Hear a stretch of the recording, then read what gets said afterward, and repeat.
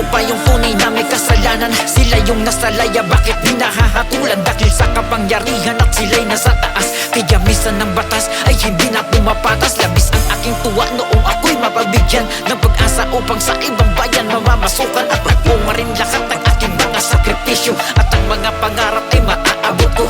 Kaya bawat oras araw ay hindi ko na sinayang. Dokumentong hawak-hawak sa wakas mabibitawan. Yakap ng mahigpit sa pamilya at magulang, pinangako maiakon ay aking pangahawakan.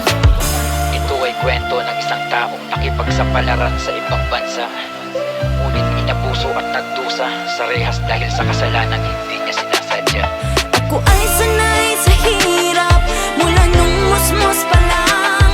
Lumaking lugmok sa kahirapan ng ibang bansa'y naisipan. Ngunit sa di inasahan, nilaro ng kapalaran. Naharap sa kasalanan at rehas ang napuntahan. Ang hirap magkaroon ng kasalanang di sinasadya.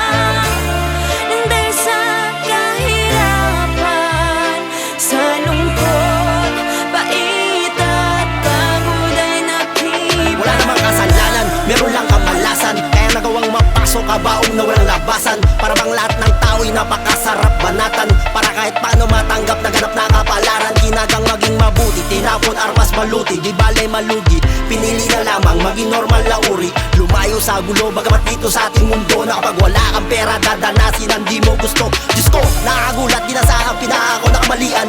Bagay na napakalabo na magawa, napakalayo sa katangian. Di makakatanggi, wala ang kakampi, kamaong dumampi sa mga pisngi. Wala po akong sungay, wala kayong patunay. Inyong pinahandusay kahit na nagbigay po kay damit ay nagkandagutay. Sistemang napakahusay, walang salang hinatulan ng pangabang Ay buhay. sanay sa hirap mula nung musmos pa lang. Lumaking lugmok sa kahirapan ng ibang bansa'y naisipan. Ngunit sa di inasahan, nilaro ng kapalaran. Naharap sa kasalanan at rehas ang napuntahan. Ang hirap magkaroon ng kasalanang di sinasadya.